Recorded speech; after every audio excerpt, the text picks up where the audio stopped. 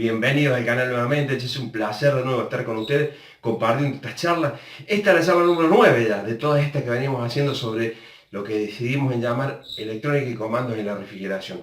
Y estas son las últimas dos charlas, esta, la 9 y la 10, y después de ahí empezamos a lo que es la práctica. Vamos a volcar todo lo que hemos visto hasta ahora en la práctica y vamos a hacer todos los videos los vamos a grabar en el taller. Vamos a hacer una presentación del lugar de trabajo donde vamos a abordar todas las tareas prácticas que vamos a hacer hasta llegar a lo más complejo, digamos, el entender sistemas grandes de comandos, que en realidad es muy sencillo, lo vamos a ir viendo de manera progresiva. Hoy vamos a hacer el anteúltima charla sobre la parte de la corriente alterna. No sé si se acuerdan que habíamos visto la corriente alterna en la resistencia. Ahora vamos a ver la corriente alterna en la bobina, ¿no? Que es lo que nos interesa a nosotros, a todos los muchachos, a los colegas que trabajan en refrigeración, que estamos hablando de motores. En realidad una bobina es un motor, básicamente, diseñada de tal forma para poder generar un campo magnético rotatorio, pero en realidad es un motor.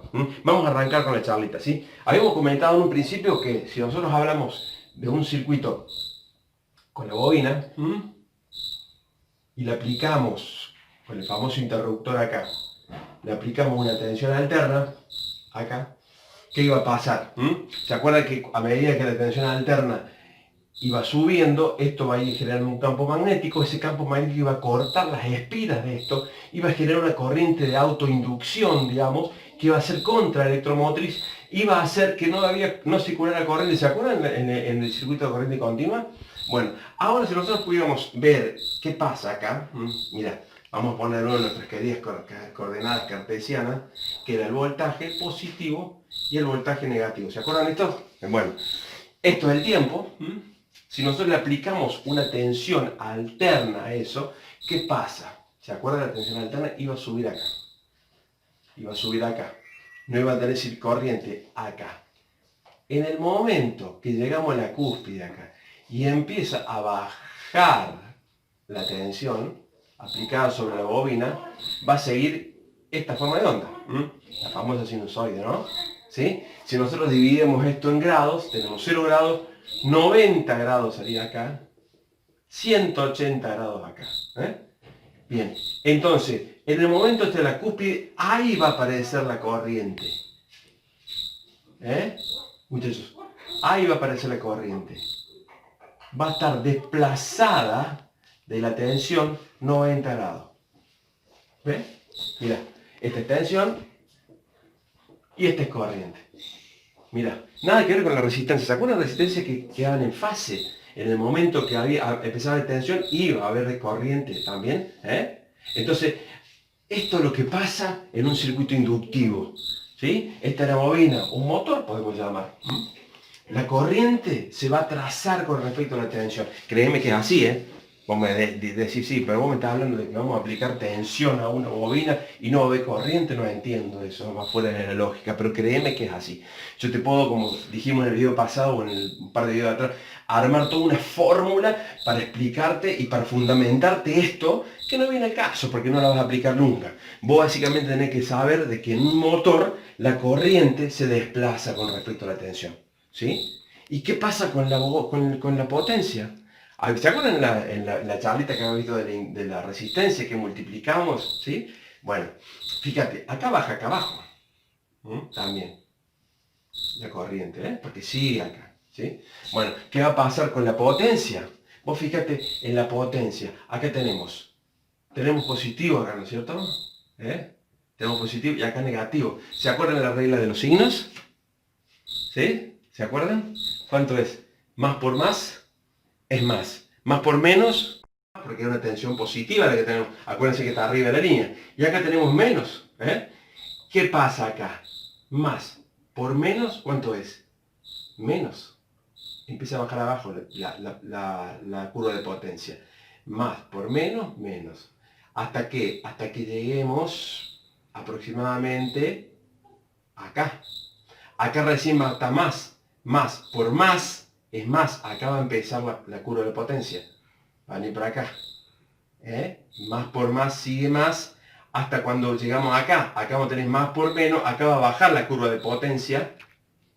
Y vamos a tener menos por menos. Menos por menos. Acá es más.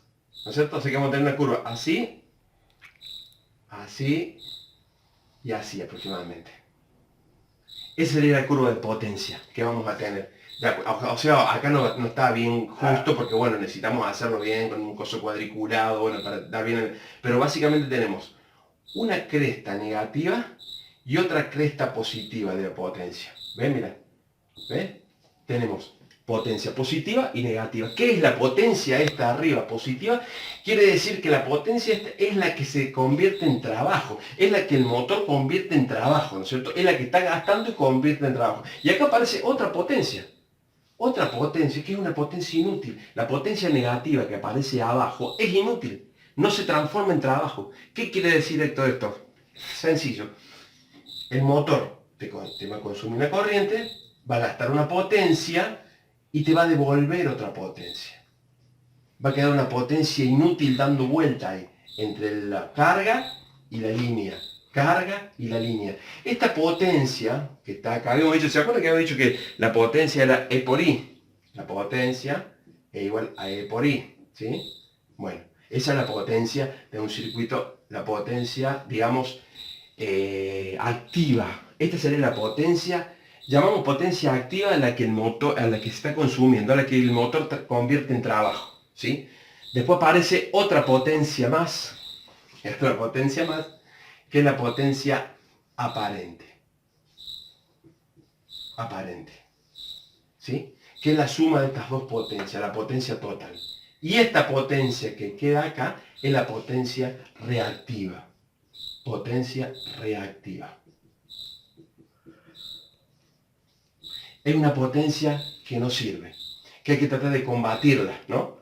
Esa potencia aparece en la bobina. En la bobina aparece exactamente la misma potencia. Es la potencia reactiva. Si nosotros armamos, si nosotros borramos esto, ¿no es cierto? Vamos a hacer borramos esto. Mira, vamos a borrar esto y vamos a, digamos, desplazar el tema de la potencia con vectores. ¿Qué quiere decir esto? Vamos a hacer una línea como potencia activa. Activa. Esta es la potencia en watt.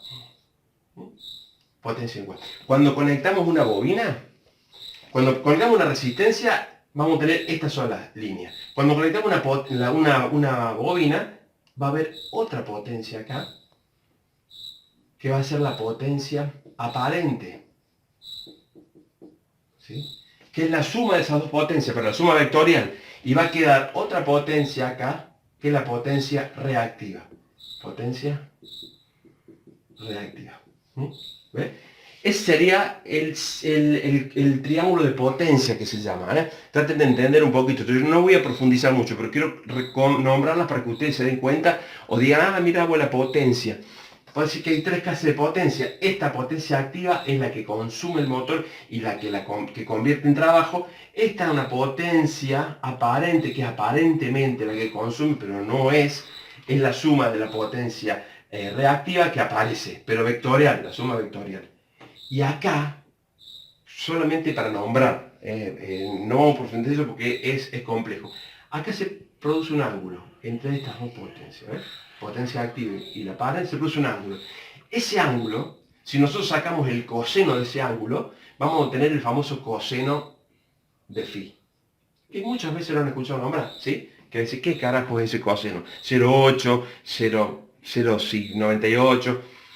Lo ideal es tener el coseno igual a 1. ¿Sí? ¿Sí? ¿Por qué? Porque el coseno del ángulo phi igual a 1 es un ángulo 0. Quiere decir que la potencia aparente sea igual que la activa. Bueno, eso no se preocupen mucho, pero yo lo que quería es nombrarle el tema de las potencias porque ustedes sepan algo o digan, ah, mira vos, me acuerdo, perfecto. ¿Y cómo corregimos esto? Porque esto en una casa de familia no es tan crítico, pero a nivel industrial hay que corregir esto y tratar de tirar la potencia aparente a que sea igual a la activa. ¿Sí? Bueno, básicamente eso. Quería comentar el tema de la inductancia, ¿sí? De qué pasa con la corriente alterna, ¿sí? Y bueno, que aparecen estas tres potencias en juego. ¿sí? Ahora, si nosotros pusiéramos, acuérdense en esto, si nosotros cambiamos el ángulo de información, diríamos, ¿no? Y pondremos, supongamos, vamos a poner un famoso, ¿se acuerdan esto? Capacitor, que habíamos visto en corriente continua, el famoso capacitor, ¿sí? Que almacena energía, también dijimos, cuando cerramos esto, pero ¿qué pasa cuando circula corriente? ¿Qué pasa? Mira, hacemos esto, ¿sí? ¿Qué pasa cuando circula corriente alterna? Vamos de nuevo, ¿sí? Aparece la tensión. En el momento inicial, dijimos que en el momento inicial vamos a empezar a tener corriente nosotros, ¿sí? Vamos a tener corriente.